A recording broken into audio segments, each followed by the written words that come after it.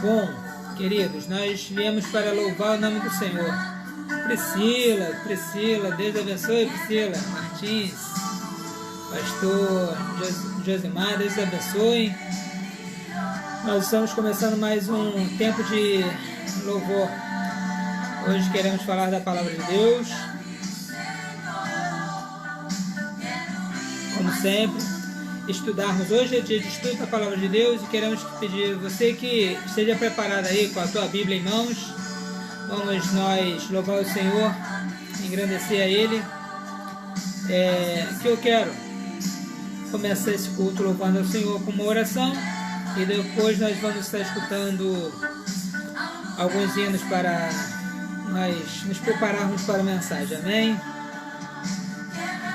Vamos orar? Convido você a orar ao Senhor nessa hora, juntamente comigo. Senhor, muito obrigado pela tua bondade, teu amor e tua eternidade. Obrigado, Senhor, porque o Senhor tem falado conosco nesses tempos de pandemia, através das lives. O Senhor tem alcançado vidas de maneira que nós não sonhávamos. Muito obrigado, Senhor, porque o Senhor tem abençoado as pessoas e tem seguido não o pastor Ricardo, mas tem seguido o teu nome, tem seguido a ti.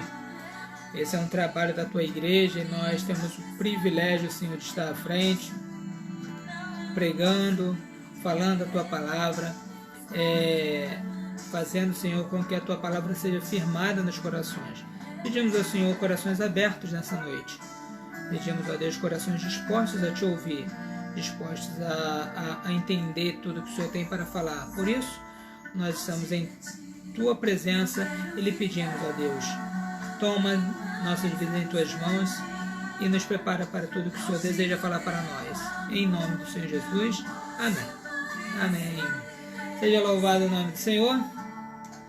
Graça e paz a todos que estão entrando. Pastor Marcos Nascimento, seja bem-vindo. Deus abençoe você, Patrícia. Deus abençoe os irmãos que estão aqui nos assistindo nessa live. Nós vamos cantar agora um hino sobre família. Nosso tema hoje é: você pertence à família de Deus? Pertencemos à família de Deus? O tema do nosso estudo nessa noite, baseado no capítulo 5 de 1 João, a carta do apóstolo João, né? Sua primeira carta, seu primeiro tratado depois do Evangelho. E a pergunta que fica é: você pertence à família de Deus? Nós vamos cantar agora um hino sobre família e pedimos a você que louve o Senhor, mesmo estando na sua casa, como se você estivesse dentro da igreja. Amém? Família de Deus é o primeiro coração, isso. A nossa ajudante está aqui, Tatiana, nos abençoando. Eu fico nervoso quando ela não está aí. Ela está aqui para nos auxiliar. Cante conosco. Minha tia Conceição Flint, Deus te abençoe. Se você puder, fique até o final. É bem-vinda no nosso culto. Irmão Luiz e Simone, Deus abençoe. Sejam bem-vindos todos. Queremos nessa noite compartilhar da mensagem linda do Evangelho, que é uma mensagem de salvação. Estão te chamando de linda aqui, Tati. Estão te chamando de linda aqui. Minha cunhada Andresa Laurentino, lá de Cabo Frio, seja bem-vinda, cunhada. Diaconisa Simone entrando agora. Você pode louvar o Senhor com esse hino. Pode aumentar um pouquinho.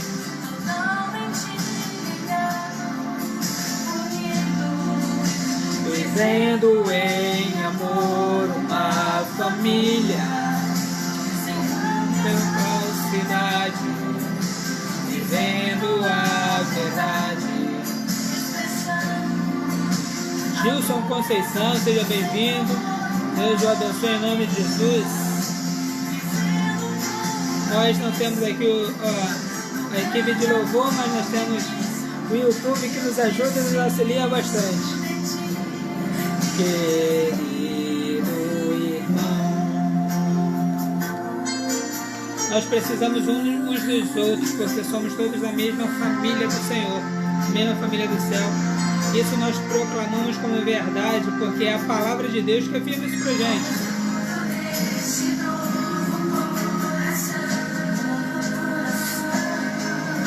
Eu declaro a paz de Cristo, te abençoo, meu irmão.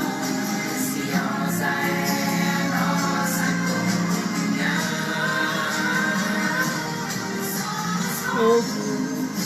E assim bem ajustado, totalmente ligado, unido, vivendo em amor, uma família, sem qualquer falsidade, vivendo a verdade, a glória do Senhor, a família, vivendo o compromisso do grande amor de Cristo. Eu preciso de ti, querido irmão. Glória a Deus. Louvado seja o nome do Senhor. Você é precioso, querido. Você é precioso, querida. Você é preciosa para o Senhor. Você é preciosa para mim. Você é preciosa para o corpo de Cristo. Nós todos somos juntos, um corpo, unidos, convergidos para um mesmo objetivo, que é o céu, garantido para aqueles que creem em Cristo Jesus. Aleluia! Louvado seja Deus pela sua vida. Glórias sejam dadas ao nome do Senhor. Nós precisamos uns dos outros. Nós somos um corpo bem ajustado e por isso nós louvamos ao Senhor. Vamos cantar agora Ele Exaltado, com o pastor Ademar de Campos. Cante conosco, louve ao Senhor na sua casa.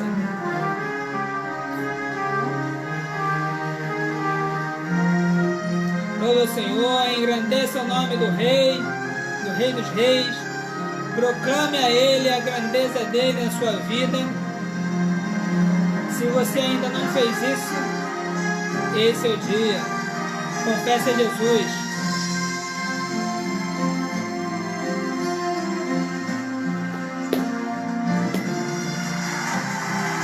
Quero que vocês todos sejam abençoados. Irmão Wagner, que entrou. Juliana Cordeiro, seja bem-vinda em nome de Jesus. Irmã Ana Lúcia de Cacuia, seja bem-vinda. Juliana Cordeiro de Mesquita. Que Deus os abençoe a todos que têm entrado na live.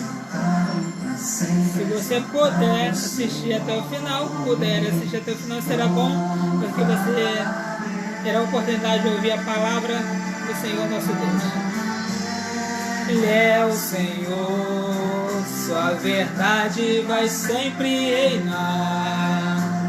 Terra e céus glorifiquem o santo nome. Ele exaltado, o Rei exaltado nos céus. Se você pode louvar, louve. Ele é exaltado, o Rei exaltado nos céus. Eu louvarei, Ele exaltado, para sempre exaltado seu nome. Louvarei.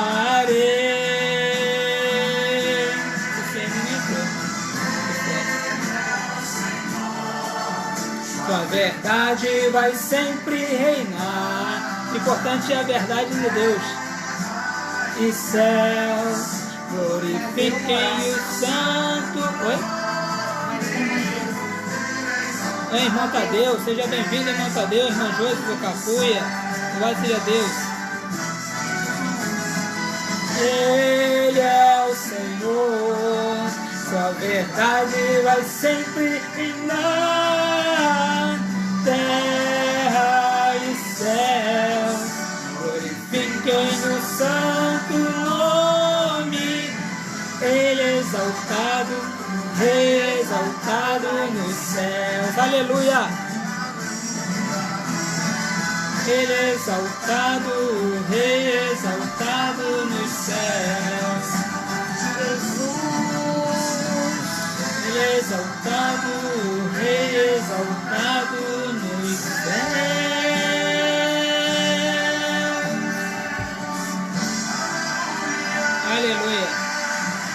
seja Deus, que é exaltado sobre todas as coisas, que é exaltado na vida dos seus, que é exaltado na vida dos santos. Ele é digno de toda honra, de toda glória, de todo louvor. Por isso nós estamos sempre submissos a Ele, sempre encurvados a Ele, dizendo: reina o Senhor, seja feita a tua vontade, seja feito o seu querer, seja feita a tua bondade na nossa vida. Que Deus possa receber o nosso louvor nessa noite, receber a nossa adoração nessa noite. Quero convidar você que tem salmos e hinos, né, que é o hinário da Igreja Congregacional, a cantar comigo o hino 176. 176 do nosso hinário congregacional, que é Rica Promessa.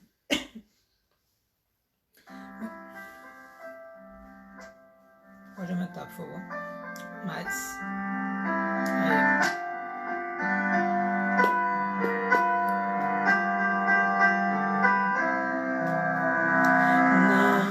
Não temas, contigo eu sempre estarei. Ó, rica promessa do bondoso Rei, qual luz que fulgura lá na escuridão, essa linda promessa brilha no meu coração.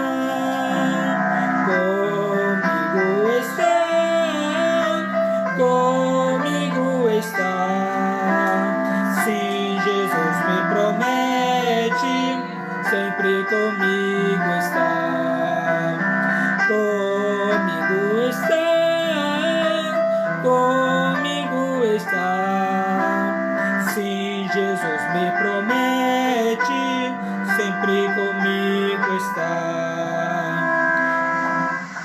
Os lírios mais alvos em pó ficarão, os dias mais belos com depressa vão, mas Cristo, bom mestre, nunca mudará. Luz do céu que me guia, sempre comigo estará. Comigo está, comigo está, sim, Jesus me promete, sempre comigo está. Comigo está, comigo está, sim, Jesus me promete, sempre comigo está.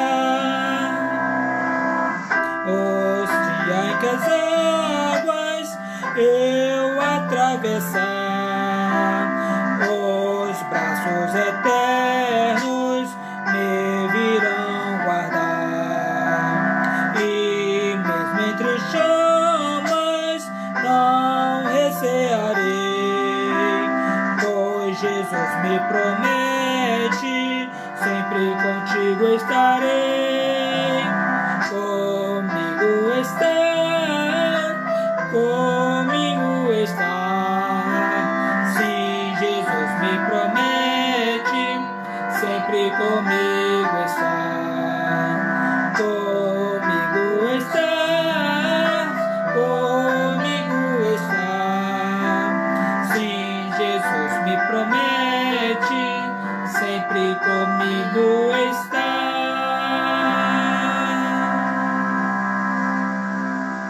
Amém. Sempre Jesus nos promete estar conosco. É a segurança do crente.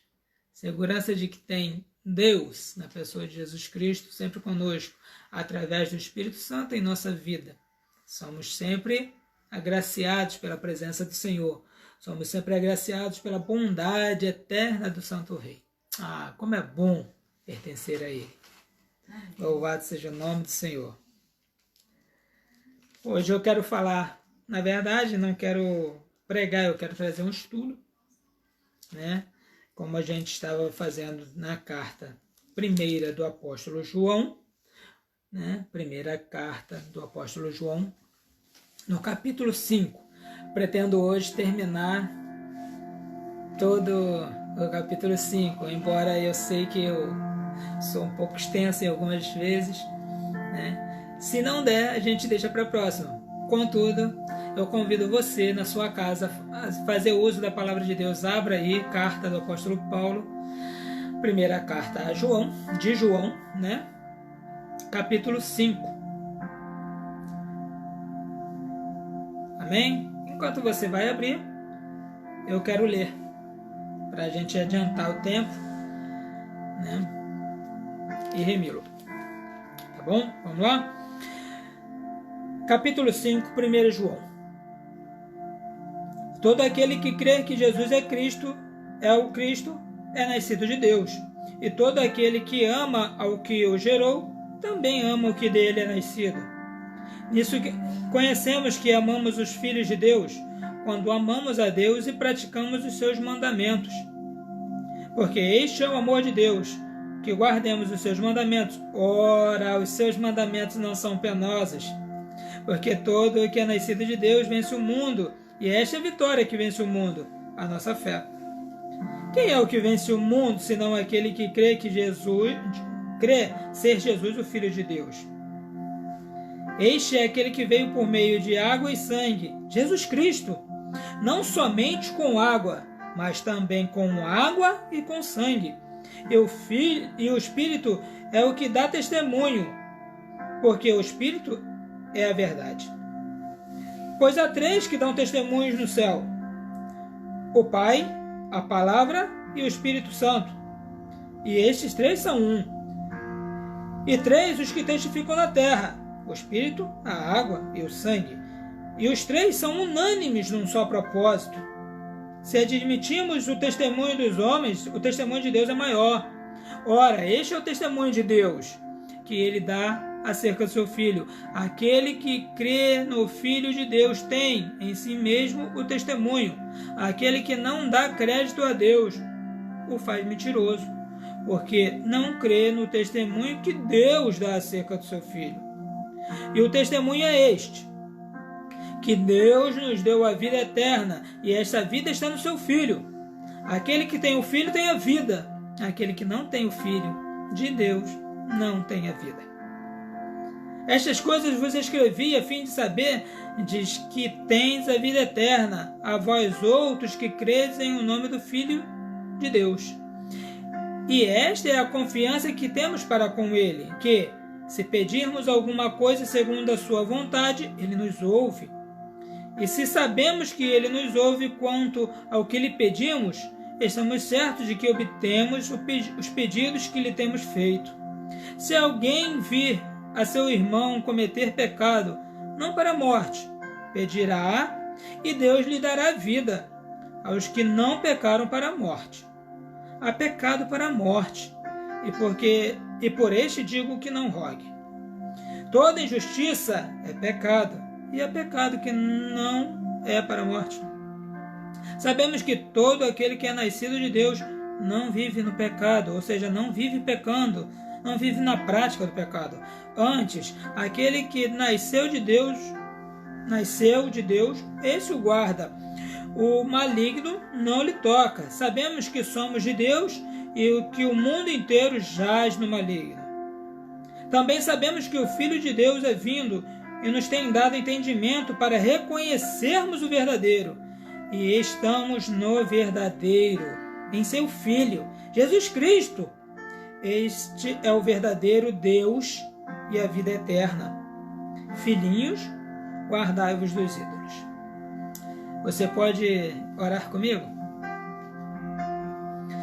Senhor Deus, nós te louvamos com letras, com poesias de hinos.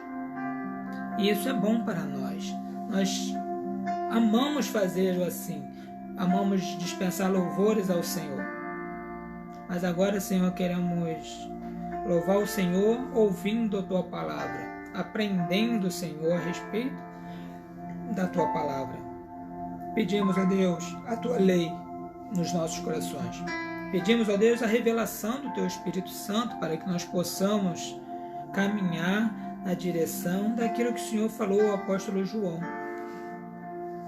Nós pedimos ao Senhor, Deus, entendimento, nós pedimos que o Senhor clareie os corações, clareie os entendimentos, para que nós possamos, ó Pai, ao final dessa palavra, estarmos certos se estamos ou se não estamos na família de Deus. Eis aí o nosso pedido, eis a nossa sincera petição e humilde diante de Ti. Revela-nos a Tua palavra nessa noite, em nome de Jesus. Amém. Amém. Seja louvado o nome do Senhor. Nós estamos terminando hoje, espero eu, a carta, a primeira carta a João. Não é fácil lê-la, porque é confrontativa para nós.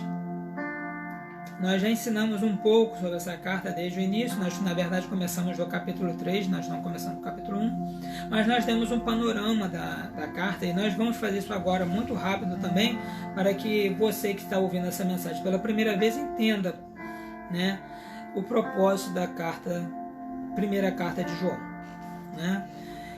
Nós já sabemos, nós já falamos isso nos outros estudos anteriores, que o Evangelho de João foi escrito para as pessoas que ainda não conheciam a Cristo, para que o conhecessem e o entendessem, o aceitassem como Filho de Deus, para que crescem em Cristo como Filho de Deus. Se você for lá no Evangelho de João, nós temos muitas referências, mas, por exemplo, no capítulo 20, nos versos 30 e 31, diz o seguinte: na verdade, fez Jesus diante dos discípulos, muitos outros sinais que não estão escritos nesse livro. Mas o propósito do que foi escrito diz lá, olha só: mas estes, porém, foram registrados para que creiais que Jesus é o Cristo, o Filho de Deus, para que, crendo nele, tenhais a vida em seu nome. Ou seja, o Evangelho foi escrito para que as pessoas acreditassem que Jesus é o Filho de Deus, que os gregos entendessem que Jesus era o Verbo, que ele existia desde o princípio, que sem ele nada do que foi feito se fez. Não é isso?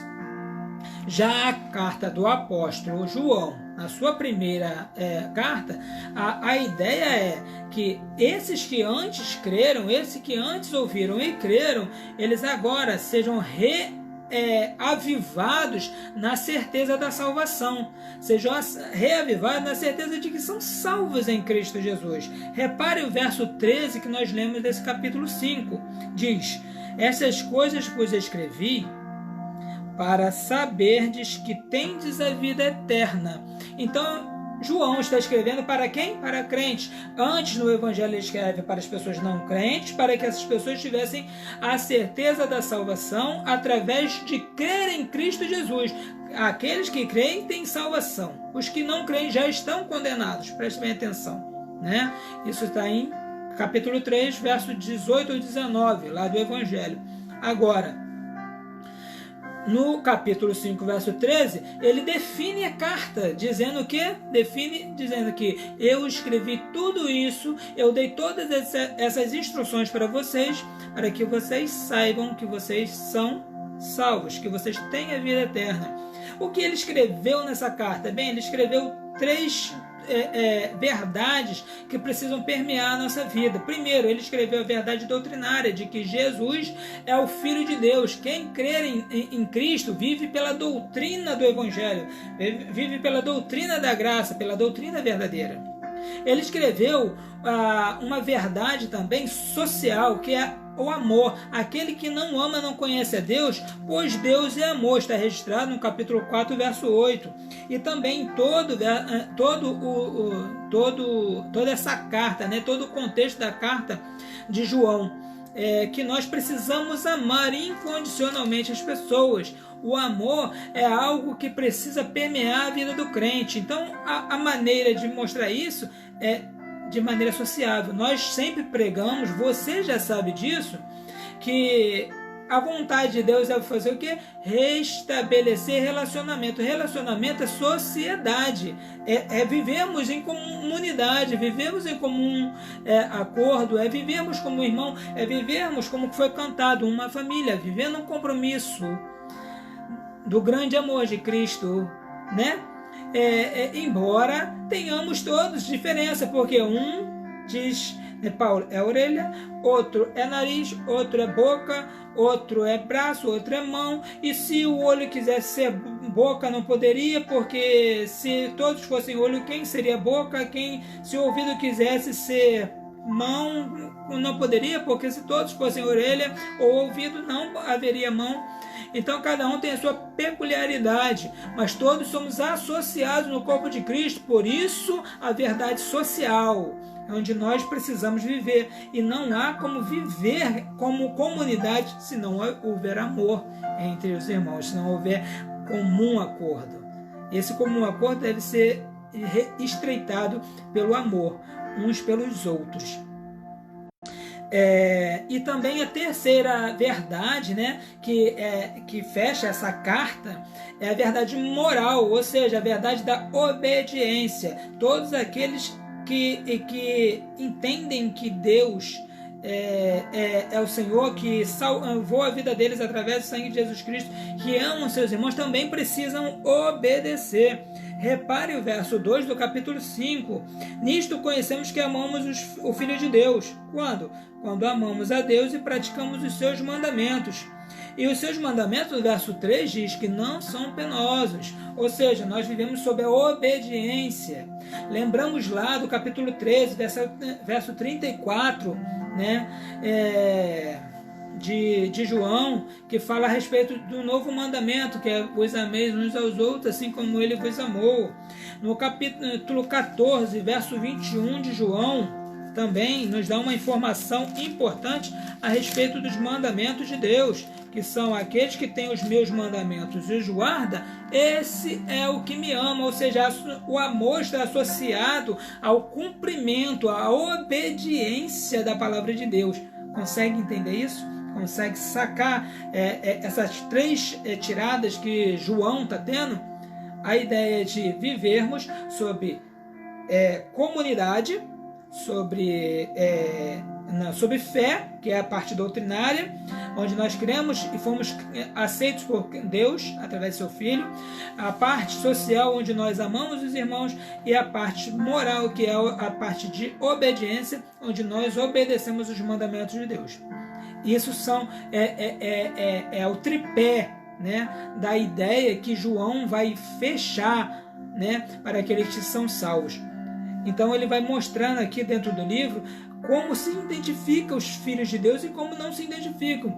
Como se identifica esses que são da família de Deus e como não se identificam. Por isso, nós já temos uma ideia então do panorama da carta. Vamos mais? Depois de firmada a ideia dessas três verdades, precisamos definir quais são as certezas que tem um crente. Não é isso? E são sobre essas certezas que nós vamos cirandar aqui, caminhar dentro do capítulo 5. A primeira certeza nós vamos ver, né? Vivemos sobre certezas, né? E não sobre especulações. Por exemplo, o reino de Deus é firmado em coisas em que nós podemos apalpar. São coisas que nós sentimos e vivemos perfeitamente, ou seja, é uma vida de comunidade, podemos estar junto com os irmãos, é uma vida de amor, é uma vida é uma vida de compartilhamento. Eu compartilho o pouco que eu tenho, então é uma vida de contato. Eu sou obediente à palavra de Deus, então eu tenho contato com a palavra de Deus, eu tenho contato com a Bíblia, eu tenho contato com os irmãos, eu tenho contato com as pregações do Evangelho. De maneira que as certezas que nós temos, elas não podem ser abstratas, e sim elas precisam de fato fazer total diferença na nossa vida. Isso é o interessante do Evangelho. Então nós vamos caminhando sobre isso, e eu quero que, se você puder, tome nota aí, tome nota das nossas colocações.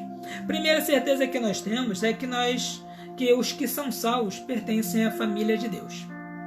Essa é a primeira certeza que é colocada aqui por João. Repare o verso 1. O verso 1 nós vamos ver o seguinte: todo aquele que crê que Jesus é o Cristo é nascido de Deus. Logo, nascido é aquele que pertence a Ele. É aquele que nasceu dele, nasceu das suas entranhas, nasceu da sua vontade, nasceu do seu eterno amor, nasceu da sua eterna vontade em fazer com que você seja um crente, filho de Deus.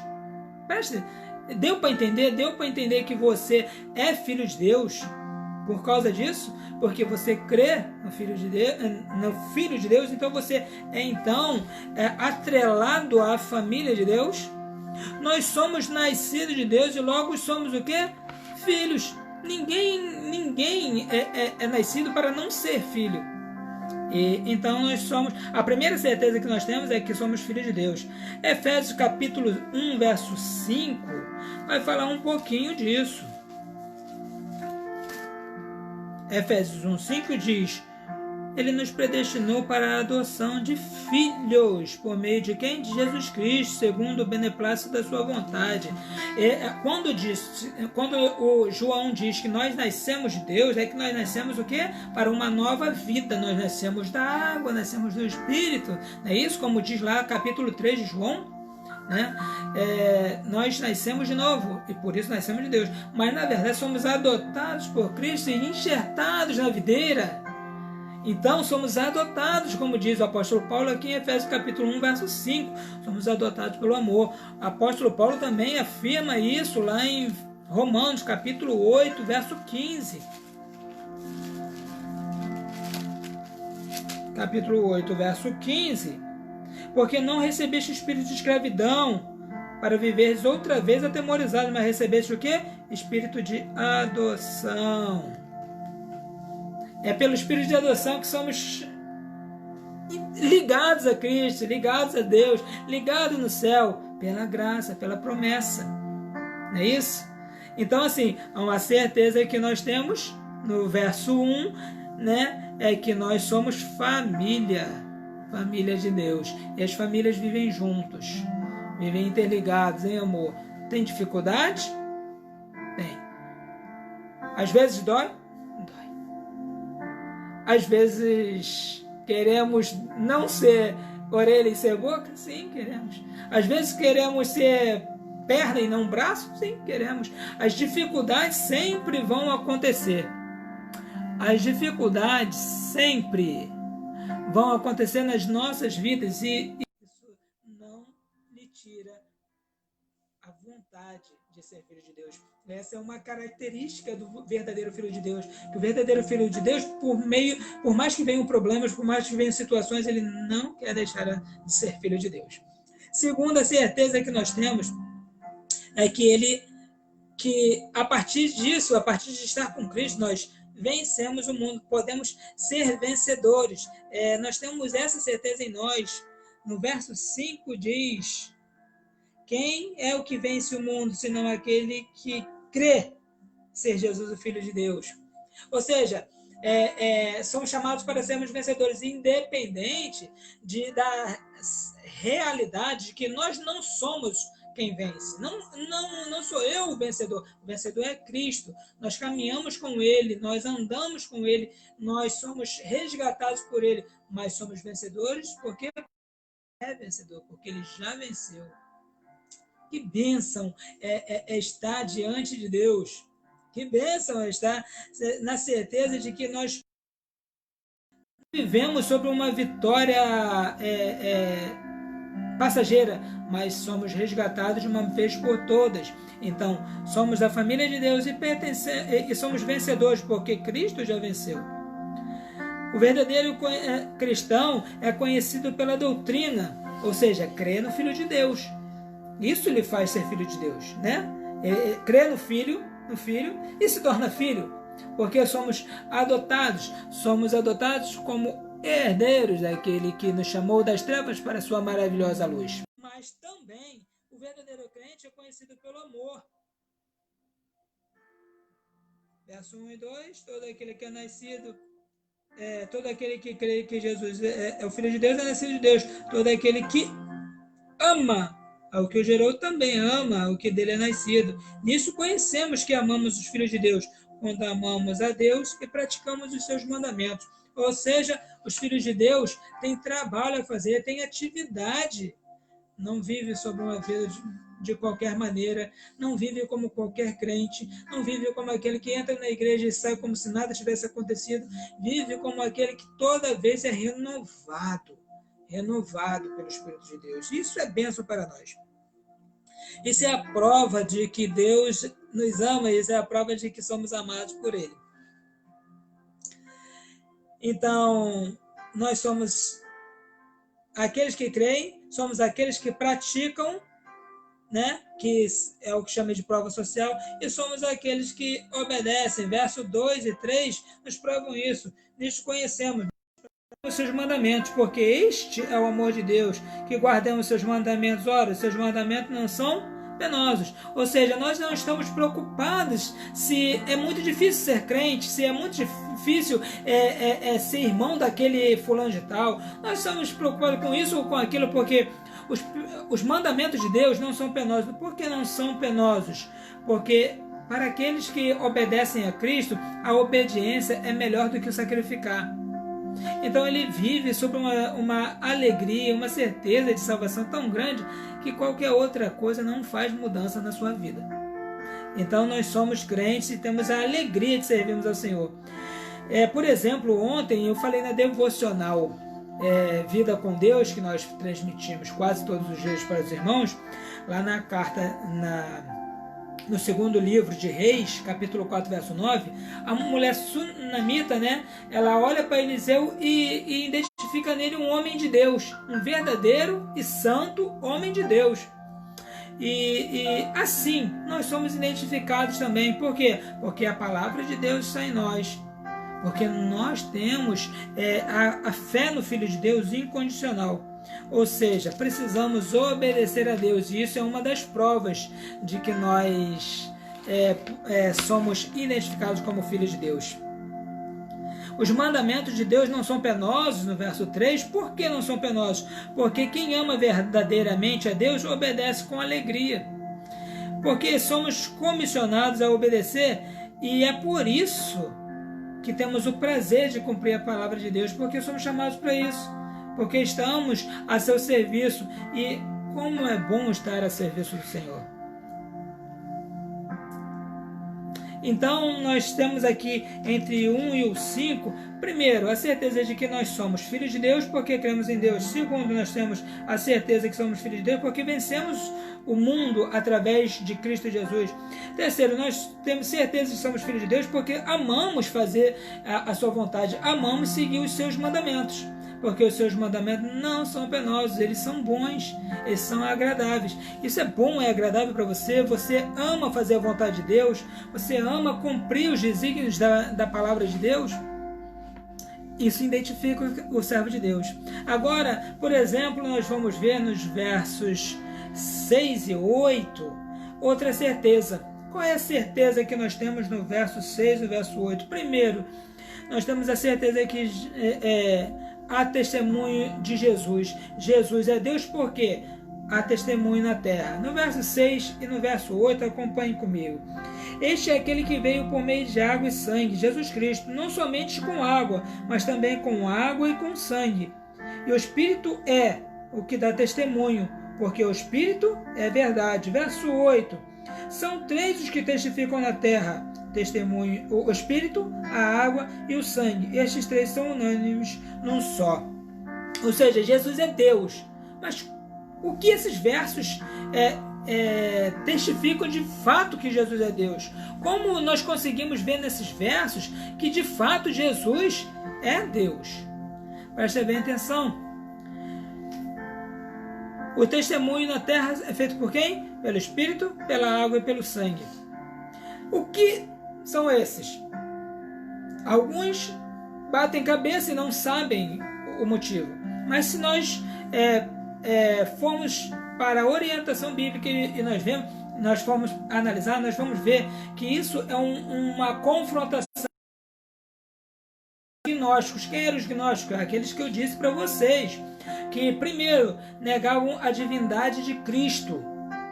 Segundo, diziam que Jesus recebeu o Cristo no batismo, ou seja, ele não nasceu Cristo, mas ele recebeu o Cristo no batismo.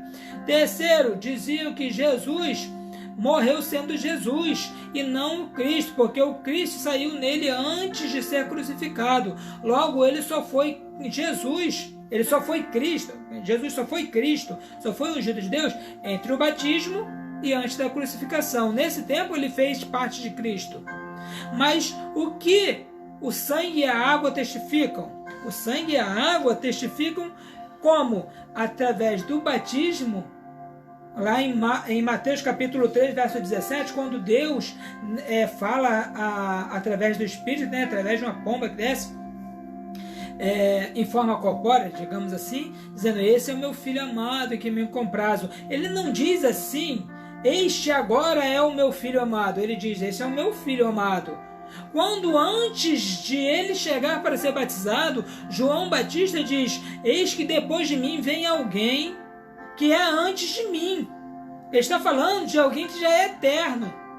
Quando Lucas vai escrever a respeito desse nascimento, nós já falamos isso duas vezes, na quinta e no domingo passado. Lucas vai falar no capítulo 2, verso 11 de Lucas, né, que o anjo apareceu para os pastores e disse: eis que na cidade de Davi vos nasceu o Salvador, hoje nasceu o Salvador, que é Cristo, o Senhor. Então, há aqui um confronto, porque no batismo Deus prova que Jesus já era o Verbo, que ele era o Verbo que já estava com Deus desde antes, sem ele nada do que foi feito se fez. E o sangue é o seu sangue vertido na cruz, né? Então, ele está aqui fazendo um confronto, dizendo: você acha que Jesus veio e parou ali? Você acha que o Cristo só apareceu no Jesus entre o batismo e a crucificação? Não, ele já era. Por meio do quê? Por meio da água, que testifica, que ali há uma testificação de que Jesus já é Deus desde sempre, e no sangue, onde ele dá a morte pelos seus. Por quê? Porque se Jesus morre sem ser o Cristo, o seu sacrifício não seria suficiente para a salvação dos nossos pecados, porque ele morreria como um homem comum. Isso, o sangue derramado de um homem comum não pode, porque o sangue de bode não pode, dos animais que eram oferecidos, não podiam perdoar pecados. Logo, de um homem comum também não poderia. Então, aqui João está dizendo: ele não veio só por água, mas ou seja, ele não veio só pelo batismo, não. Ele mostrou-se no testemunho do batismo, e ele mostra-se no testemunho da morte vicária, da morte de justificação, da morte onde ele perdoa os nossos pecados. Consegue compreender? E como pelo Espírito? Porque o Espírito é aquele que vem, segundo diz Jesus no capítulo 16 de João, que nos guiará a toda a verdade, nos ensinará toda a verdade. Logo, esse Jesus que sai e via o Espírito Santo, que também é Deus, né? Não também é Deus, mas é Deus no Espírito, ele testifica como? Convencendo o homem do pecado, da justiça e do juízo. Aqueles que são convencidos por Cristo entendem perfeitamente essa forma de ele ser, na verdade, testemunhado dessas três formas. Então, ele é testemunhado pela água do batismo. Na verdade, acontece ali uma confirmação. Segundo, ele é pela morte, porque ele deveria morrer pelo justo, pelo injusto, né? O justo pelo injusto. E terceiro, pelo Espírito, que depois que ele fosse, ele deixaria o Consolador, que nos ensinaria a toda a verdade. Então, nós temos o testemunho. Jesus é Deus porque nós temos o testemunho. Agora nós temos também, Jesus é Deus porque nós temos o testemunho nos céus. Repare o verso 7, o verso 9 e o verso 10. O verso 7 diz: pois há três que dão testemunho no céu: o Pai, a Palavra e o Espírito.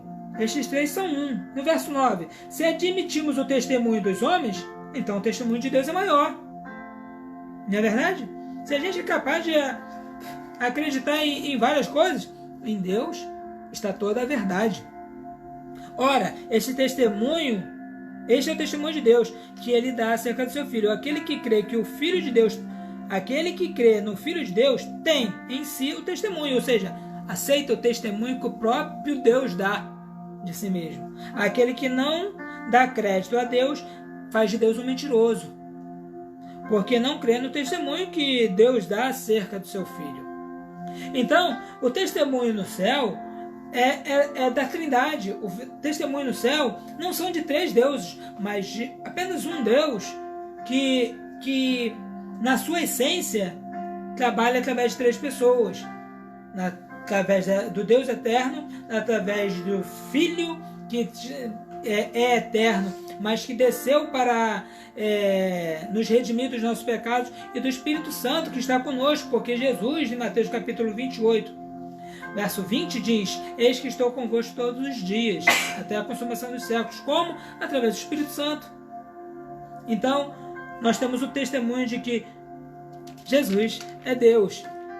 Às vezes nós lemos esses textos e nós não sabemos um pouco, mas eu creio que agora você já sabe um pouco mais. Amém? Nós temos também a certeza que aqueles que creem em Cristo têm a vida eterna. Primeiro, eles são filhos de Deus, eles creem que Jesus é o Deus Todo-Poderoso, e agora eles têm a vida eterna, têm segurança de vida eterna. Vamos ver no verso 11 até o verso 13. E o testemunho é este, que Deus nos deu a vida eterna, e a vida está onde? No seu Filho. Aquele que tem o Filho tem a vida.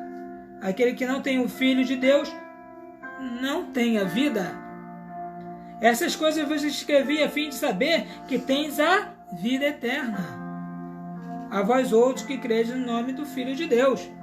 Ou seja, a certeza que nós temos, uma outra certeza que o crente tem, é que ele tem a vida eterna, porque crê no testemunho que Deus dá a respeito do seu Filho. Crê que ele é o mediador entre Deus e os homens. Primeiro, a vida eterna é um presente. Percebam isso. Nós temos a certeza de que temos a vida eterna, e agora, a vida eterna é um presente. Que presente é esse? Verso 11, parte A.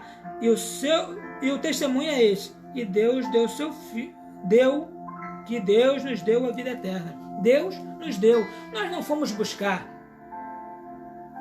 Ele nos deu. Ou seja, ele veio de encontro, ele veio a nós e disse: eu dou. Como Jesus disse: eu dou a minha vida por mim mesmo. Ninguém toma de mim. Eu dou. Eu faço isso. Então Jesus faz de livre, espontânea vontade, porque ele é Deus.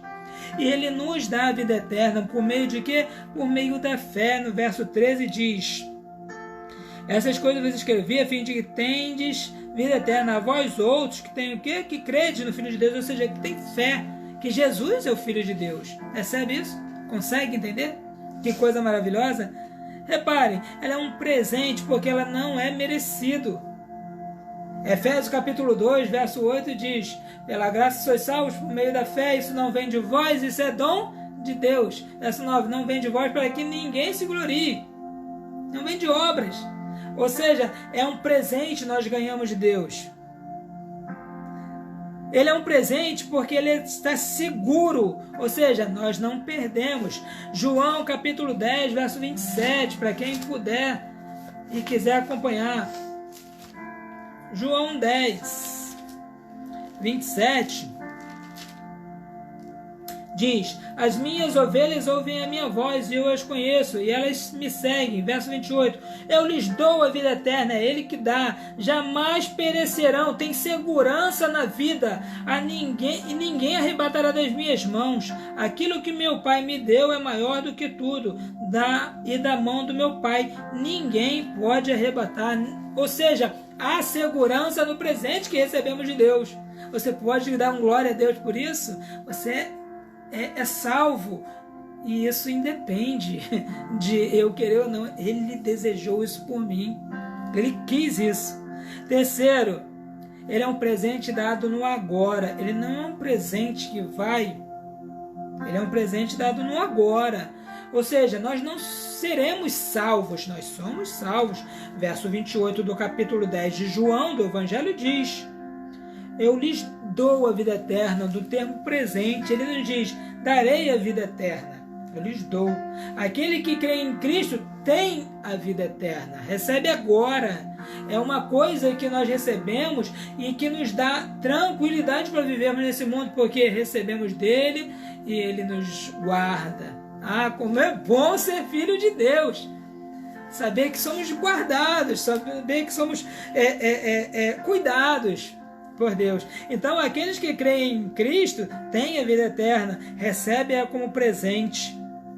Esse presente não é merecido, recebemos de Deus. Ele é seguro porque não perdemos. Ele é bom porque é agora, nós já deleitamos da salvação agora. Segundo, esse presente é a vida que está no Filho, pois não há outro. Ou seja, esse presente está guardado em Jesus, não há outro. Atos capítulo 4, Atos dos Apóstolos, capítulo 4, verso 12 diz: porque não há outro nome dado entre os homens a qual devamos ser salvos, nem em cima do céu, nem embaixo da terra. Não há outro nome. O nome de Jesus é o nome pelo qual tenhamos graça. O nome de Jesus é o nome pelo qual recebemos salvação. Consegue compreender? Consegue receber isso? Em Cristo, somente em Cristo temos paz. Somente o nome do Filho de Deus. A vida eterna no Filho está no Filho. Por quê? Pois dele é a própria vida manifestada. No verso 2 do capítulo 1 dessa primeira carta de João que você está lendo comigo, diz: e a vida se manifestou. Esse é um presente manifestado, ou seja, ninguém foi atrás. Até porque o apóstolo Paulo é bem claro quando diz que nós éramos mortos em delitos e pecados. Então, nós somos guardados. Ah, como é bom ser guardado pelo Senhor. 3. Essa vida é recebida por meio da fé. Você já leu isso comigo. Nós recebemos isso por meio da fé, por aqueles que creem no nome do Filho de Deus. É bom. 4. A vida eterna está baseada e firmada na palavra, ou seja, o verbo de Deus, o verbo que é Ele. E também baseada nos testemunhos que são dados pelos apóstolos. Repare o testemunho que o apóstolo João está dando aqui na parte A do verso 13. Essas coisas vos escrevi, ou seja, eu deixei fixado, eu deixei aqui para que vocês não esqueçam. Está escrito, está registrado nos anais da Bíblia Sagrada. Ele escreveu para que nós soubéssemos que nós temos a vida eterna. Como disse, a carta tem esse teor de mostrar para você, irmão, de mostrar para você, Claisa, para você, Diaconisa Simone, para vocês que estão assistindo aqui, Thaís, Ana Lúcia, que vocês têm vida eterna. E isso é seguro em Deus. Agora vamos mais uma certeza que nós temos aqui, já caminhando para o final do nosso estudo. Nós temos certeza que as nossas orações são ouvidas. Que bênção isso, né? Nós temos orado, né, Diaconisa Simone? Todos os dias pela manhã. Nós temos orado e temos ouvido testemunhos maravilhosos. Temos visto as bênçãos de Deus. E a certeza que nós temos é que Deus nos ouve. Que Deus nos atende. Mas, peraí, Deus nos atende em todos os nossos pedidos? Tudo aquilo que a gente pede, nenhum dos nossos pedidos deu ao contrário daquilo que nós pedimos? Não é bem assim. Nós vamos entender aqui. Eu quero te chamar para entender comigo, verso 14 e verso 15. Diz o seguinte: esta é a confiança que temos. Ou seja, olha só, presta atenção, voltando lá. Nós sabemos que pertencemos à família de Deus. Nós sabemos que vencemos o mundo em Cristo Jesus. Nós pertencemos à família de Deus porque cremos nele. Nós vencemos o mundo porque estamos em Cristo. Nós temos a segurança da vida eterna. Nós praticamos a verdade. E temos certeza de que Ele está conosco. Agora, nós temos uma outra confiança, outra certeza. Qual é? A de que Ele atende as nossas orações. Essa é a confiança que temos para com Ele, que se pedimos alguma coisa segundo a Sua vontade, Ele nos ouve. E sabemos que Ele nos ouve quanto ao que lhe pedimos, pois estamos certos de que obtemos os pedidos que lhe temos feito. Nós temos as nossas orações ouvidas, atendidas por Deus, quando elas estão segundo a vontade de Deus. O verso 14 deixa claro de que as nossas orações, Thaís, nossas orações, irmãos, são ouvidas quando tem conexão com Deus. Quando tem conexão com a vontade de Deus.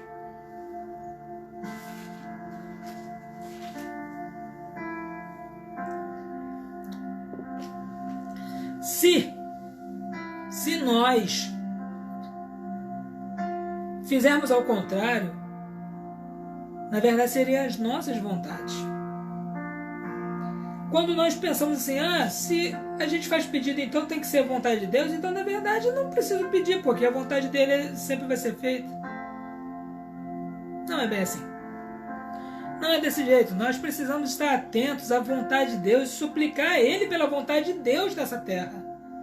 Suplicar a Ele pela vontade dele aqui, pedindo, Senhor, por favor, compreenda a sua vontade. Porque nós, às vezes, somos egoístas no sentido de pedir a Deus, faz do meu jeito, faz da minha vontade, eu sei que eu posso pagar depois, eu sei que eu posso, de alguma forma, criar algum problema, mas me atende, porque agora esse é o meu pedido. Nós somos um pouco desconexos com a verdade. Porque nós todos que estamos aqui devemos conhecer a oração do Pai Nosso, que diz, seja feita a sua vontade, tanto na terra como nos céus. Mas quando nós vamos orar, que não é o Pai Nosso, Senhor, faz a minha vontade. Quando nós aprendemos com alguns líderes religiosos, você deve ordenar a Deus, você deve determinar, você deve fazer isso, você deve fazer aquilo. Deus tem que fazer contigo. Já ouvi alguns dizerem que Deus tem dívida conosco. Deus não tem dívida com ninguém. Nós somos necessitados dele o tempo todo.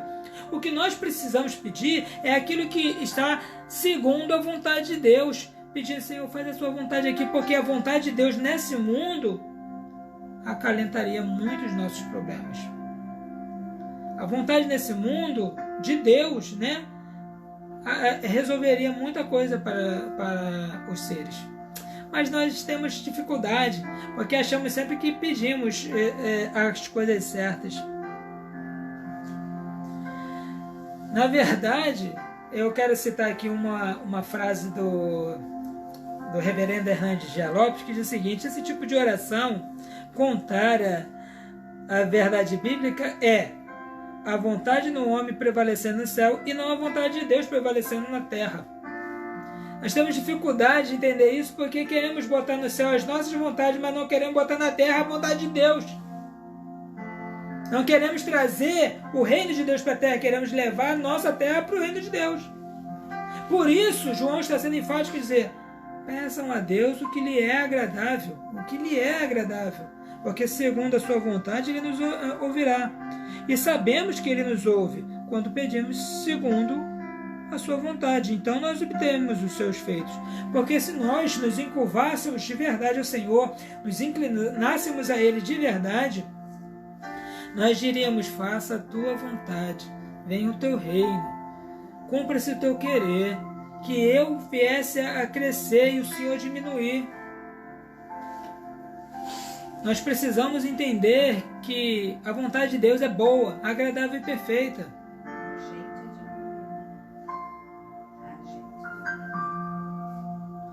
Que a gente possa diminuir e que Deus possa crescer, Eu falei errado aqui. Então assim, a vontade de Deus deve prevalecer na nossa vida e isso é o que precisa ficar gravado viver no nosso coração. Então, nós precisamos ter a certeza que Deus ouve nossas orações, irmãos. Mas precisamos nos inclinar diante da vontade de Deus.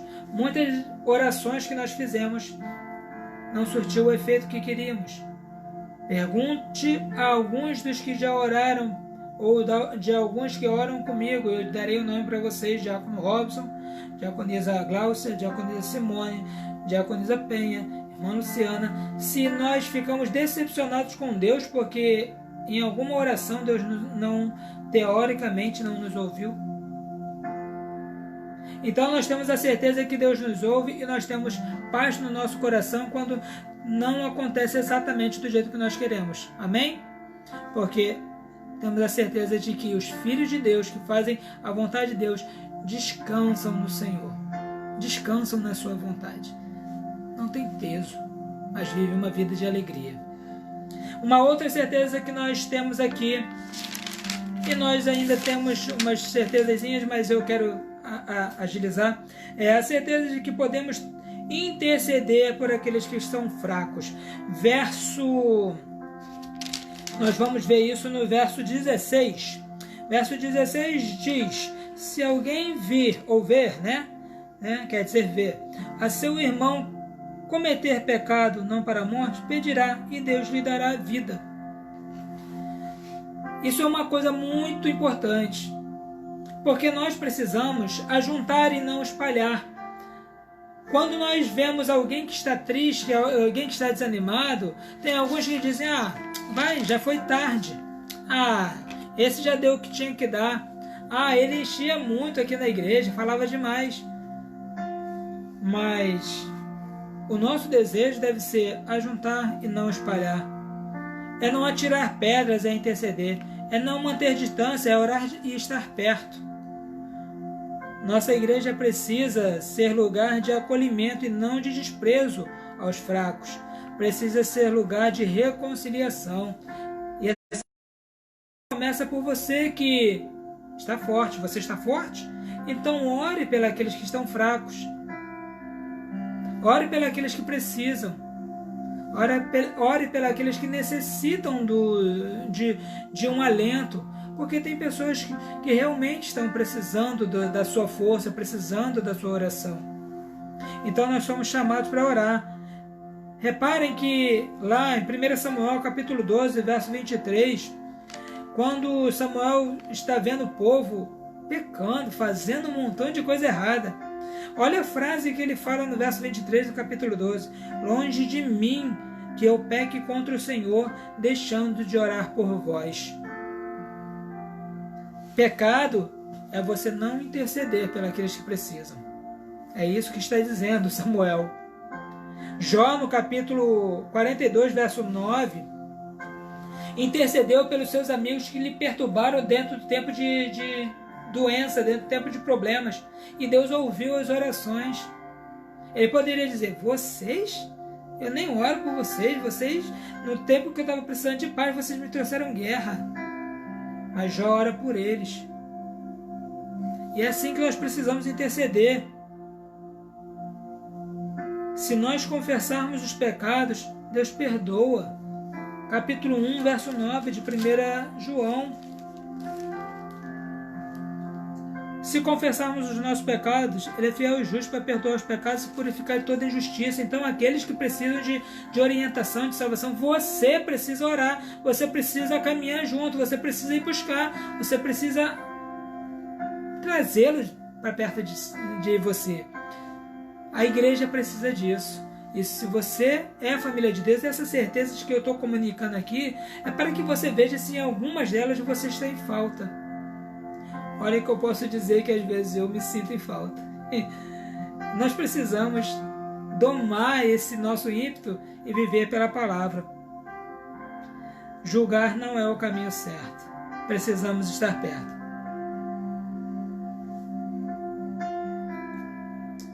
Então nós precisamos orar. Orar pelos que precisam. Agora nós, para chegarmos mais perto do final ainda, e eu já estou passando do tempo que eu imaginei, mas para nós chegar mais perto do final ainda, eu quero complicar um pouco mais essa nossa palavra. O apóstolo João diz aqui o seguinte, que há pecados para a morte. Por isso digo que não rogue. Toda injustiça é pecado, e há pecado não para a morte. O que é o pecado para a morte? É um problema que nós precisamos desvendar. Qual é o pecado para a morte? Bom, ele termina ele começa o verso 17 dando a clara certeza de que todo pecado é injusto. Toda injustiça é pecado. Todo pecado é maligno. Romanos capítulo 3, verso 23 diz que todos pecaram e carecem da glória de Deus. No 6, verso 23 diz que o salário do pecado é a morte. Todo pecado é pecado. Agora, qual é Por que ele faz essa separação aqui? Porque precisamos entender qual para nós, como isso significa. Bom, a verdade é que Jesus identifica lá nos evangelhos, né, quando ele é acusado de estar fazendo obras do Espírito Santo por Beelzebub, né, por Satanás. E ele diz o seguinte: olha, aquele que pecar contra o filho, contra o pai, contra as pessoas, vai ter perdão, mas quem pecar contra o Espírito Santo não tem perdão. Ou seja, aqueles que atribuírem as obras do Espírito Santo uma obra sendo feita pelo demônio, né, aqueles que não acreditarem no Filho de Deus, esses têm pecado para a morte. Esses não têm perdão nem aqui nem ali. Mas será que são esses os pecados que João está dizendo aqui? Nós temos que separar uma coisa de outra, separar quem é quem aqui. Nós estamos falando de família de Deus, ou seja, de salvos, né? Então ele faz separação entre salvo e não salvo. Aquele que crê em Cristo é salvo, aquele que não crê em Cristo não tem a vida eterna. Então os que creem em Cristo, eles são pecadores?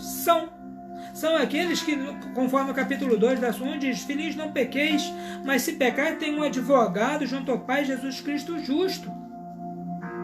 É aqueles que pecam, mas não são pecadores contumais, mas aqueles também que vivem pela graça de Cristo e não se separam de Cristo.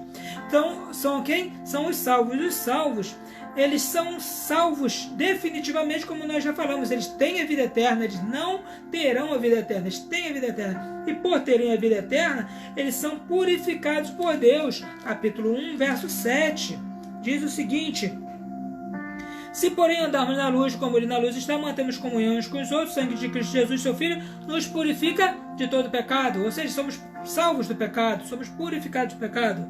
Porque, na verdade, o pecado pelo qual nós fomos salvos são o quê? É o pecado da danação eterna, é o pecado de não crer no Filho de Deus. É o pecado original. Salvos desse pecado, nós continuaremos tendo problemas na nossa vida, mas que não podem afetar porque somos salvos em Cristo Jesus. Nós temos, os salvos têm os seus pecados perdoados, verso 1, capítulo 1, verso 9, como nós já lemos: se confessarmos os nossos pecados, Deus é fiel e justo para nos perdoar o pecado. Verso 12 do capítulo 2 diz: filhinhos, vos escrevo, porque os vossos pecados são perdoados por causa do seu nome, por causa do nome do Filho de Deus. Ou seja, nós temos os pecados perdoados, nós temos os pecados propiciados, ou seja, aqueles a qual nos tornou favorável a Deus, aqueles que nos retirou da ira de Deus, né? Nós somos propiciados, verso 1 e 2 do capítulo 2. Filhinhos, essas coisas vos escrevo para que não pequeis, mas se todavia pecar, temos um advogado junto ao Pai, Jesus Cristo justo. Ele é o quê? A propiciação pelos nossos pecados, não somente pelos nossos próprios, mas também pelo mundo inteiro, pelos aqueles que são resgatados e redimidos pela sua graça. Logo, os que são salvos pecam? Podem pecar, mas não vivem na prática do pecado. Não vivem como aqueles que querem ficar pecando. É como aqueles que não se acordam em viver como pecadores. Não vive, verso 18, na prática do pecado. Agora, quem é que pecou para a morte? É aqueles que não confessam a Cristo, ou seja, é a mesma coisa que não confessar a Cristo, é a mesma coisa que pecar contra o Espírito Santo. Aqueles que não aceitam a Cristo como seu Senhor, pecam contra o Espírito Santo. E por isso esse pecado é para a morte. E ele está falando aqui de alguns que estavam no meio deles, mas que saíram. Por que saíram? Saíram porque pareciam ser de Deus, mas não eram de Deus. E esses que ele está dizendo que pecam para a morte, ou seja, que são apóstatas da fé, que se desviam da palavra, eles na verdade nunca creram. É isso que João está dizendo, que eles na verdade nunca creram. Hebreus, vamos ver se a gente consegue se achar. Livro de Hebreus, capítulo 6. capítulo 6,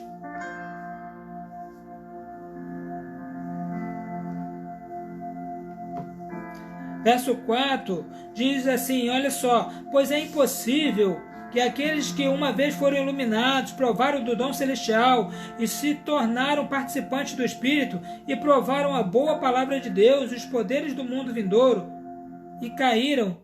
Sim, é impossível outra vez renová-los para arrependimento, visto que, de novo, estão crucificando para si mesmo o Filho de Deus e o expondo à ignomínia.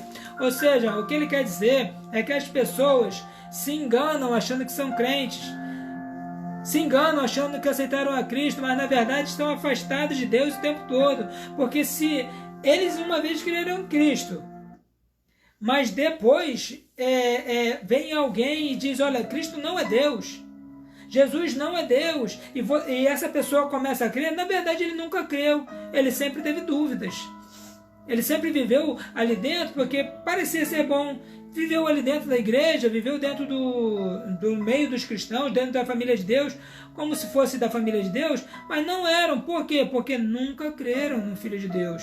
Por isso, o escritor aqui na Carta aos Hebreus, capítulo 6, do 4 em diante, está dizendo que é impossível que isso aconteça. Que a pessoa, tendo crido, depois não creia. As pessoas, de vez em quando eu vejo algumas pessoas postarem, fulano não sei o que, cantor gospel diz que não crê mais em Deus, fulano de tal diz que já não crê mais que Cristo é Deus, e assim eu digo, nunca creram, pecaram para a morte. Aqueles que creem que Jesus é Filho de Deus, aqueles que creem que Jesus é a propiciação pelos nossos pecados, eles não se desviam. Ou se desviarem, um dia vão voltar. Mas nunca se desviam dizendo, Jesus não é Deus. Eles podem se desviar, mas nunca vão dizer, olha, vocês estão enganados. Jesus foi Cristo só quando se batizou, mas deixou de ser Cristo quando morreu. Jesus na verdade foi um grande profeta. Jesus na verdade foi um grande influenciador. Esses pecaram para a morte. É isso que João está dizendo. E para esses, não orem, porque você vai estar jogando pérola aos porcos. Lá em Ezequiel, em Jeremias capítulo 7, Jeremias está fazendo certas orações pelo povo de Deus, fala, não ore porque eu não vou ouvir. Quando Deus define uma coisa, está definido, meu irmão. Moisés tinha ido para o monte, achando que no monte o negócio era melhor. No monte Deus escuta de uma maneira mais santa. E quando Deus já tinha definido que ele não entraria na terra prometida, ele foi tentar argumentar com Deus. E Deus disse, não fale isso comigo, não vou te ouvir. Você não vai entrar na terra prometida. Então, na verdade, esses que João está dizendo é aqueles que nunca confessaram a Cristo como seu Senhor. Mas uma das certezas que nós temos é que nós podemos orar pelos que pecaram, que caíram. Olha, caíram no adultério, caíram na mentira, se acham indignos, caíram na fofoca, caíram na dissensão, caíram nos disse-me-disses, caíram porque acharam que eram santos e descobriram que não são santos de nada. Né? No caso, somos santos filhos de Deus, mas a nossa santificação ela é constante. E pode ser que a gente, ao pecar, descubra que a gente ainda tem um velho homem agarrado nas nossas costas, nos penitenciando, e nós precisamos orar por eles. Essa é a certeza que nós temos. E para fechar a nossa palavra nessa noite, já passamos bem do horário, nós temos duas certezas. Primeiro, a certeza é que crentes não vivem na prática do pecado. Capítulo 3, verso 9, diz o quê? Vamos lá.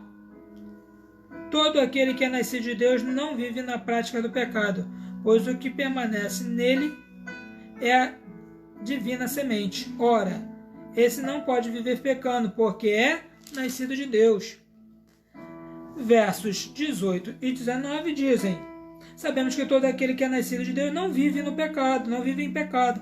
Antes, aquele que nasceu de Deus, Deus o guarda, e o maligno não lhe toca. Sabemos que somos de Deus e que o mundo inteiro jaz no maligno.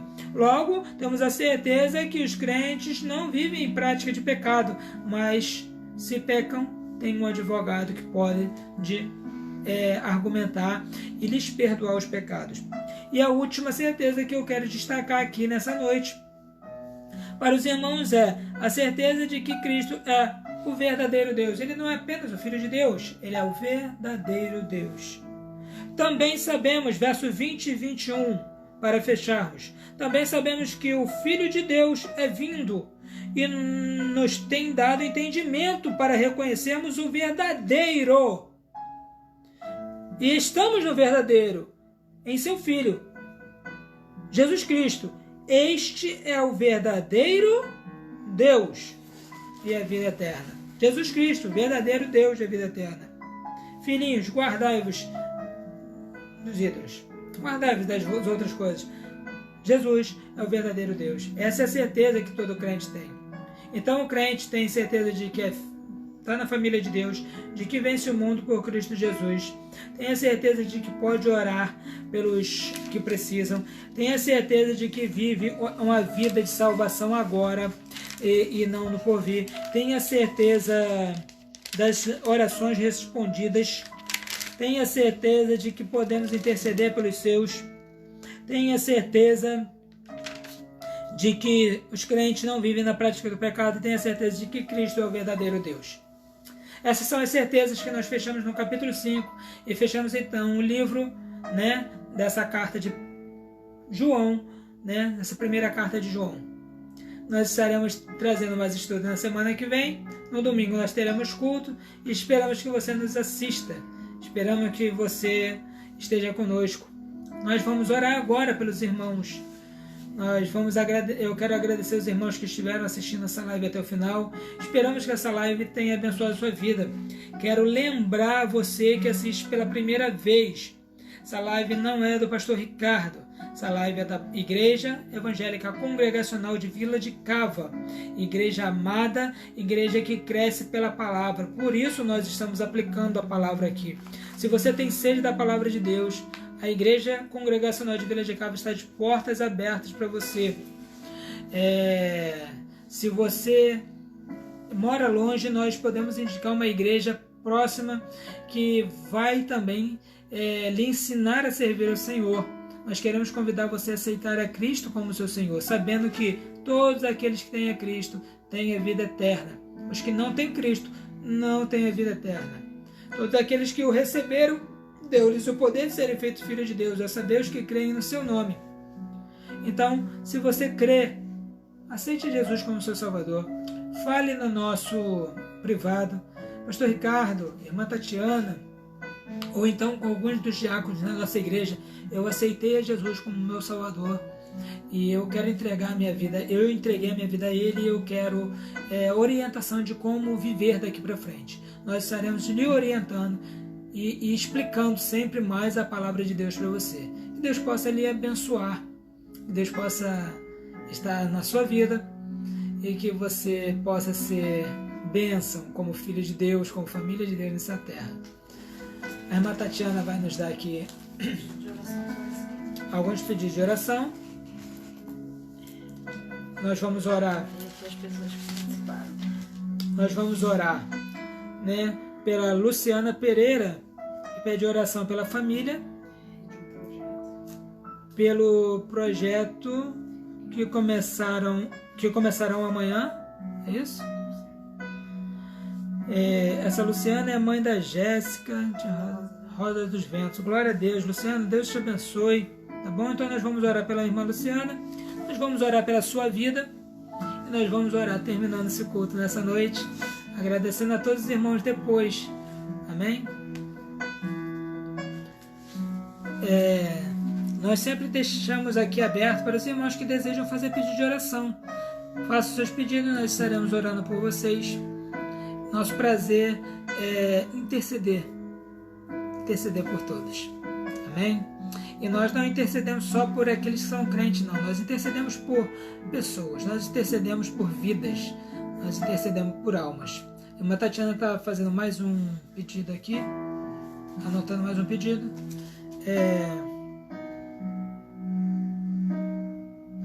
Vamos orar então pelas famílias, pela nossa família, pelas famílias, e orar para que Deus abençoe pelo fim da pandemia. Eu lembro que eu tenho orado pelo fim da pandemia desde que ela começou a ser instaurada.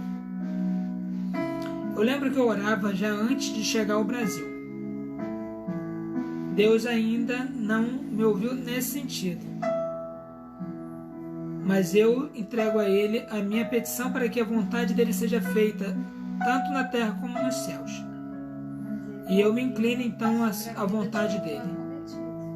Nós vamos orar para que Deus possa nos abençoar e para que as pessoas que estão sendo acometidas sejam curadas. Aqueles a quem Deus quiser. Amém? Vamos orar. Deus, nós louvamos o Teu nome e Te agradecemos pela palavra que o Senhor nos deu hoje através do estudo. Nós oramos, Senhor, sinceramente pela Luciana Pereira e pelos pedidos de oração que ela lhe fez e que ela nos fez a Ti. Pedimos, Senhor, pela família dela, pedimos pelo projeto que ela está instaurando a partir de amanhã. Suplicamos, Senhor, pela saúde, suplicamos pela alegria na família, pela restauração, suplicamos pelo amor e pela bondade do Senhor sobre essa família, suplicamos, ó Deus, pela Sua mão sobre esse projeto, para que, se for da Sua vontade, ele prospere, Senhor, em nome do Senhor Jesus. Nós oramos, Senhor, sim, pela Luciana, pela Jéssica, pelo seu esposo, pelo esposo da Luciana, pelos filhos e pelos netos. Nós oramos, ó Deus, em nome de Jesus. Nós oramos, ó Pai, em nome do Senhor Jesus, por todas as nossas famílias, ó Deus, envolvidas aqui nesse tempo de oração, para que o Senhor possa nos guardar dessa doença que está, Senhor, no nosso Brasil, que essa pandemia, Senhor, seja finda, e que nós possamos, ó Deus, viver um novo tempo. Deus, eu te peço, ó Deus, que as nossas famílias vivam sob sua graça, que aqueles, ó Deus, que têm pessoas contaminadas na sua família, Senhor, sejam em nome de Jesus restauradas. Deus, que elas sejam curadas. Deus, em nome de Jesus, pedimos também por todas as outras doenças, Senhor, que também existem. E nós pedimos, ó Deus, que a Tua bênção seja sobre cada família, sobre cada lar. Pessoas têm câncer, tumores, metástase, HIV, hemofilia, problemas renais, problemas no cérebro, na cabeça. Nós temos, Senhor, vários tipos de doenças que afligem, Senhor, a nossa sociedade, a nossa humanidade. Pedimos ao Senhor a Tua bênção e a cura, Senhor, para aqueles a quem o Senhor quer curar. Não há nada impossível para Ti. Nós pedimos ao Senhor em nome de Jesus. Pedimos por todos os irmãos, ó Deus, que escutaram a live nessa noite. Esse culto da Igreja Congregacional de Piracicaba. Pedimos ao Senhor que o Senhor restaure, Senhor, a alegria no coração daqueles que se sentem desanimados, aqueles que acham que estão desviados, ó Deus, mas que creem em Ti. Então, Senhor, só estão um pouquinho longe, mas pedimos ao Senhor que o Senhor os achegue novamente. Pedimos, ó Deus, em nome de Jesus, pela Tua bondade, Teu amor e Tua graça. Suplicamos misericórdia, suplicamos amor, suplicamos, ó Deus, em nome de Jesus, pela família da diaconisa e missionária da Algisa.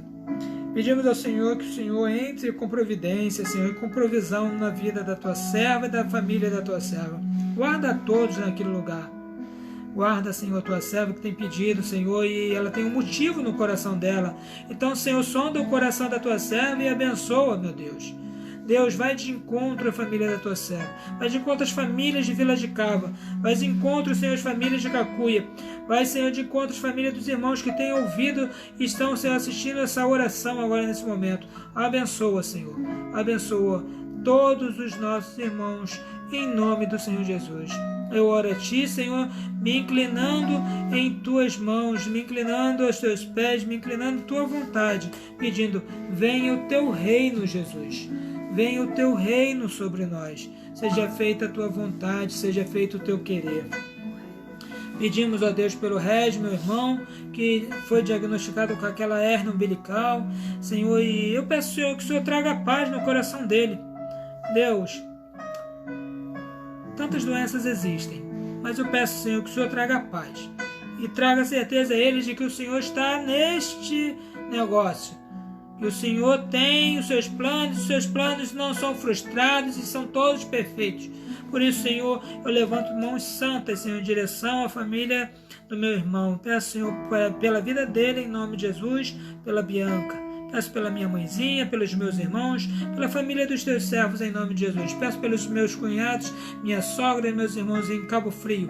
Peço pelos nossos parentes em todo o Brasil. Peço pelos parentes dos teus servos, Senhor, em nome do Senhor Jesus. Eu te agradeço por esse tempo, te agradeço, ó Deus, em nome de Jesus. Nós nos inclinamos a Ti, esperando, Senhor, a Tua vontade seja feita. Muito obrigado, em nome do Senhor Jesus. Estenda as suas mãos. Seja abençoado agora em nome do Senhor Jesus. A graça do Senhor Jesus, o nosso Salvador, aquele que redime os pecados, aquele que nos salva pelo seu sangue. O amor de Deus que mandou o seu Filho para nos reunir, para nos abençoar, para nos chamar a uma nova vida, para aplacar a ira dele. E a comunhão do Espírito Santo, que reúne todos os servos do Senhor em todas as partes do mundo. Que seja a bênção do Senhor sobre a sua vida, meu irmão e minha irmã. Que você seja abençoado e tenha uma noite de paz. Que você seja abençoado e tenha uma semana abençoada. Um final de semana cheio da rica bênção do Senhor. Confia no Senhor. Confesse ao Senhor. Estenda a sua vida para Ele. Abra seu coração e seja abençoado em nome do Senhor Jesus. Amém. Amém. Amém. Glórias sejam dadas ao nome do Senhor. Nós queremos fazer aqui agradecimentos rápidos. Aleluia aos irmãos que estiveram conosco. Patrícia Guerreiro do Mercado, a Clais, a nossa amada Clais e seu esposo Sérgio Botafogo, Deus abençoe. Regi, meu irmão, a Bianca, a Leila, a Adelaide, a minha prima lá, diretora do LAC, Deus abençoe, Leila. A Priscila Martins e pastor Josimar, Luiz e Simone, Deus os abençoe. Jacob Guimarães, Tadeu e irmã Josi lá do Cacuia, Gilson Conceição, a Thaís, né? Deus abençoe, Thaís. Pastor Alcides, Deus abençoe, pastorzão. Irmã Lúcia Helena, Wagner e Débora, sejam abençoados, Wagner e Débora e toda a família. A Andresa, minha cunhada, Dayana, minha cunhada, Dona Fátima, minha linda, Luciana Pereira, Diaconisa Simone e sua família, Diaconisa Dalgisa, né, missionária do Senhor. Carlos Alberto, meu primo, Deus os abençoe, Bebeto. A Ângela da Abolição, Ângela também é uma serva do Senhor abençoada. Alexandre de Oliveira, lá de Bangu. Marcelo Pereira da Silva. Viviane do Marcos. Oh, Viviane, mãe da Clara, glória a Deus. Deus abençoe, Viviane, Marcos, Clarinha. O Walter Rocha. Jean Potter, lá de... Rocha Walter. O Jean Potter é lá do Rio Grande do Sul, esqueci o nome da cidade, Deus te abençoe. O Hamilton Fernando, que é lá de Caxias, né, se eu não me engano, servo do Senhor também. O Newton Santos, primo ali da Roda dos Ventos. Impacto. O que tem impacto missionário? Ah, tá. Glórias a Deus. Então, a todos os irmãos que estiveram conosco, Ana Lúcia do Cacuia, Juliana Cordeiro, o seu Walter, eu vi ele aqui. Seu Walter veio lá da loja. Isso. Então, os irmãos que eu vi, os irmãos que estão assistindo, eu não sei, que os irmãos sejam abençoados. Todos. Né? Os irmãos que eu não falei, eu não sei se eu não falei alguém, Maria Isabel, glória a Deus. Então, que vocês sejam abençoados. Eu quero comunicar a vocês, né? Para fechar aqui, tenha um pouquinho de paciência, 1 minutinho, 2.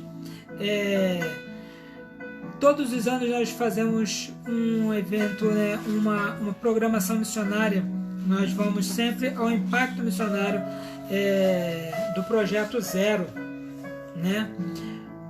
Ano que vem será novamente na cidade de Foz do Iguaçu, lá no Paraná. E nós queremos convidar aqueles que são guerreiros, que desejam fazer a obra missionária, a participarem. Será de 10 a 20 de janeiro no ano que vem. Essa pandemia já acabou e você poderá trabalhar para o Senhor. Vocês podem procurar por Projeto Zero ou Impacto Missionário Foz do Iguaçu, ou então falarem comigo ou com a Tati, tá? E nós também, como missionários, nós deixamos aqui a liberdade. Se você deseja contribuir para que a gente vá a esse projeto missionário, vocês podem estar nos ajudando, contribuindo financeiramente, porque nós precisamos, como missionários, da ajuda dos irmãos. Fica aqui o nosso convite, fica aqui também o nosso pedido de ajuda financeira, se os irmãos desejarem. Depois falem conosco pessoalmente. Meus amados, muito obrigado, que Deus os abençoe. Nós falamos aqui 1h30, desde que começamos. E queremos que você tenha sido abençoado nessa noite com essas palavras e que isso fique no seu coração. Deus abençoe a todos, fiquem na paz, em nome do Senhor Jesus. Amém? Amém. Algum recado? Amém. Glória a Deus. Deus te abençoe, Deus abençoe a todos em nome de Jesus.